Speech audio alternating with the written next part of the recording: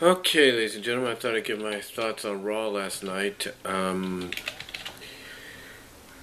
know a lot of people felt that what took place last night, basically, especially with CM Punk, was a little disrespectful. And, that's come to be, and you should really be surprised by that, folks. I mean, if you know anything about CM Punk, Phil Brooks, is he knows how to get heat when he's a bad guy, a heel, and he knows how to get the fans behind him when he's a babyface. So, I mean, if you don't believe me,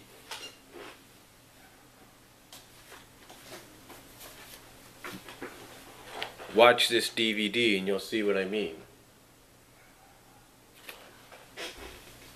But yeah,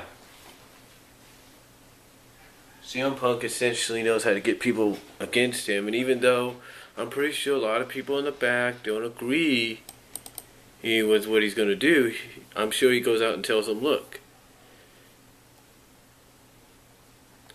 um,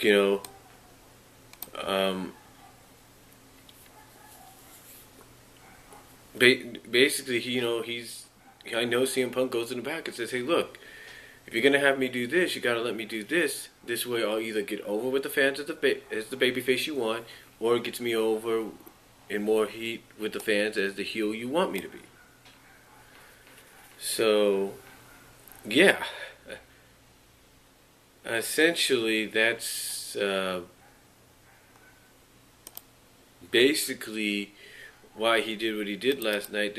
Despite how many people may feel about that, you know, people may not like what he's done, and honestly, I don't blame them for not liking it. But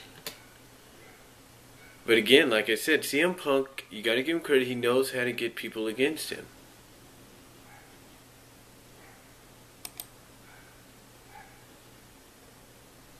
You know, he knows how to get people against him when he's the heel and do things that would, really piss a lot of fans off. You know what I'm saying?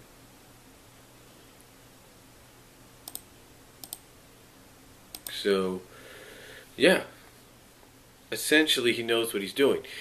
Overall, I have to say Raw was okay. I mean, I'm pretty sure they had to do some rewrites because of William Moody, Paul Bearer's passing, and the fact that they wanted to at least showcase the two guys that really will put on the map because of him. So, and that's my dog in the background.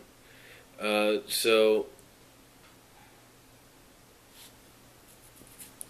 overall, I thought it was all right. I'm pretty sure it was a rewrite of a show. As far as the whole situation with Taker and Punk go, Kane, yeah, he got the win last night, but he got attacked by Punk from at the end, and Punk stealing the urn. I know a lot of people don't want to look at it this way, but I think they are going to let the Undertaker win at WrestleMania, because if this is his last WrestleMania, especially with what happened, if you will, you want him to go out on top, and at least let that be the last match he's ever going to have or something like that, so he can go out on top and then basically in tribute to Paul Bearer. So I got a feeling they may instead. I think they are going to have. I think they are going to have Punk lose. I mean, there has been talk that he will be the one to break the streak, and that he might be the one that does it, and they might just go 20-1 to end it. But after what's happened, I just don't see it happening. I really don't. Kane, I'm glad they kind of took him a little seriously last night, and so hopefully that's a sign of things to come now for Kane. As far as the matches go, I thought they were pretty. I thought there were some decent matches. I like the Dolph Ziggler Daniel Bryan match was really good. Dolph went over, which is a good sign, especially if they're pointing towards Team Hell No against Ziggler and Langston at Mania. Big Show and Seth Rollins, who pretty much knew this was just going to be a throwaway, and it was, to kind of get the Shield over as still the established heel faction, and as well as slowly get Big Show back over as a babyface, which is going to be a little hard to do. The Brock Lesnar interaction with the New Age Outlaws and him just laying him out, I thought was good, and I think I like the promo as well. The fact that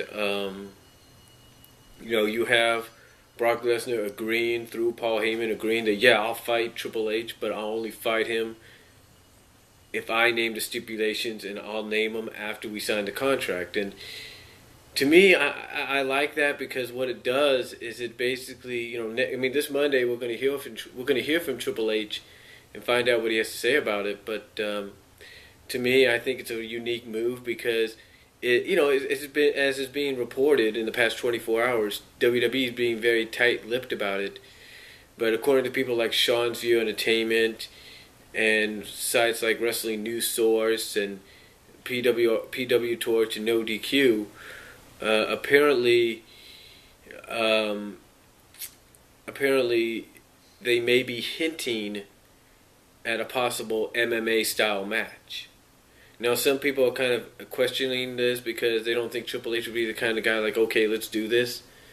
But we'll just have to wait and see. I think that could be the match style, or something similar to it could be the match style.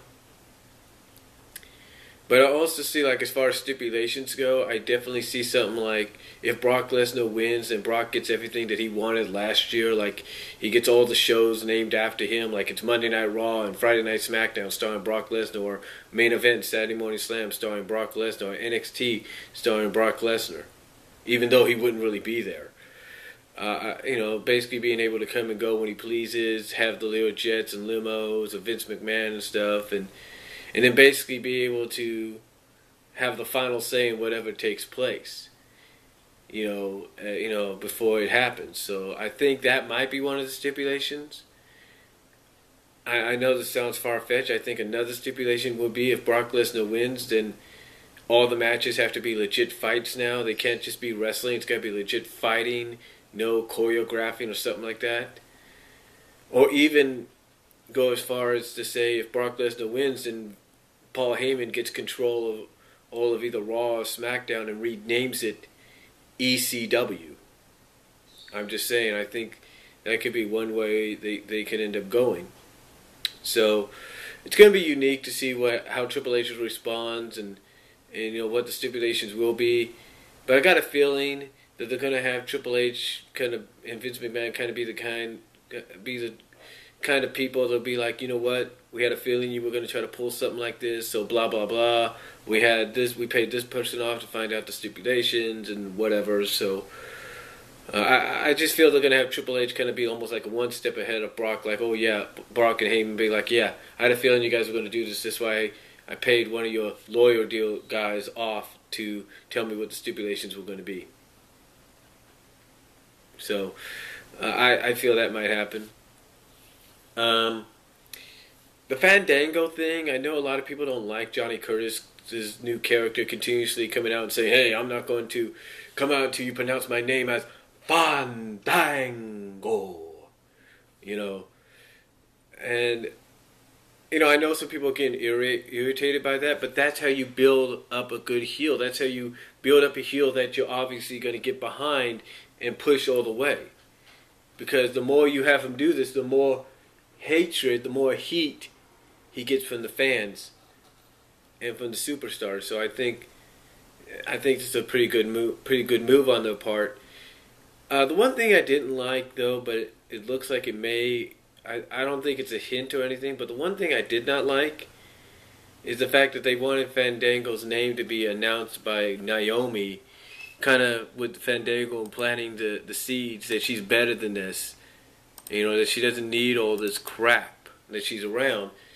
And again, to me, it sounds like it made it look like to me that they were going to try to plant the seeds for a Naomi heel turn. But I hope that's not the case. I mean, yes, push Naomi, hashtag hashtag WWE push Naomi. I really want to see her get pushed and become the Divas champion, but not this way. I mean, you have the Bella twins, which I was actually surprised about to see them back. You have them back as your heels. You have Tamina as a heel. You have Oksana, Alicia. I don't know where guys are going with her, but you have some established diva heels. You don't need, especially AJ as well. So I don't think that I don't think you need to do this with Naomi. I mean, yes, you want to plant the seeds and drop little hints here and there, but please don't let them do that because Naomi's better off as a babyface, in my opinion.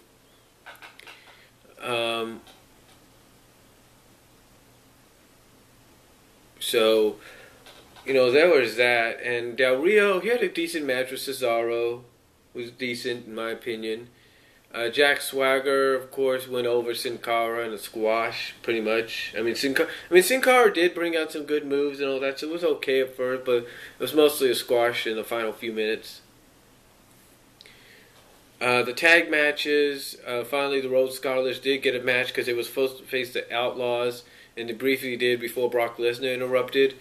And then you had them facing Randy Orton and Sheamus. I know there's reports that they're still planting the seed for Randy to turn heel, and if that happens, it'll probably happen at Mania.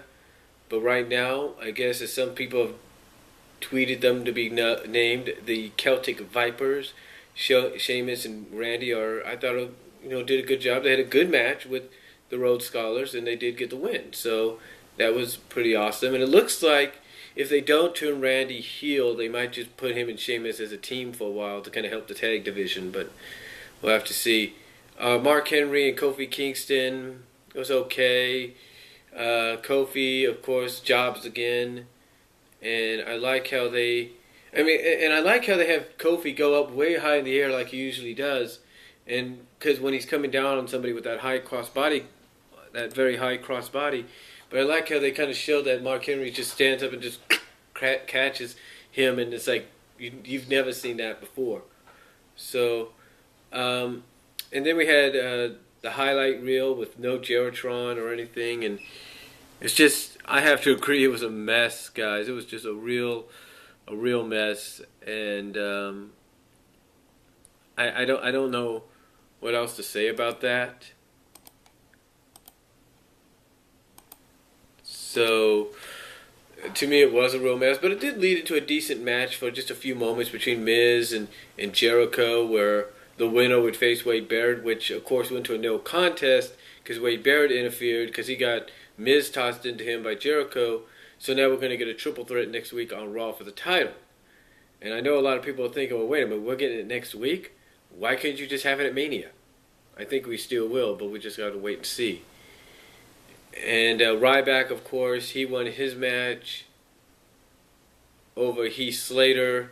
And basically afterwards they teased the Mark Henry Ryback situation, which now will culminate in a match on SmackDown, which again I think is going to probably be what is going to happen on SmackDown, but will also probably happen at Mania. And it seems that McIntyre suffered some injuries when he got 2 shell shocks and a world's 2 strongest slams. So overall, I thought it was an okay Raw, especially with no Cena and no Rock. So I thought it was okay. I know some people felt otherwise, but I thought it was alright. And again, do I feel that they went a little too far? Yeah, maybe. But then again, like I said, you got to realize CM Punk has some say back there, and he does know how to basically get some heat. And if he says, "Hey, if I do this, it's going to get me some heat," major heat, especially in the short 4 weeks building up to his match with Taker, then then he's going to do it. They're going to let him do it. And again, I feel that this may have kind of gave us an idea that Taker is going to go over at Mania. He's going to win and go 21-0.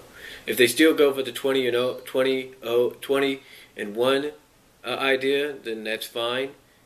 But I think they're now going to go with the 21-0 because of what's happened, and that's just my opinion on it. But overall, Raw was okay in my opinion, and that's all I'm going to say. Comment, video, respond down below if you feel differently or you agree. Peace out.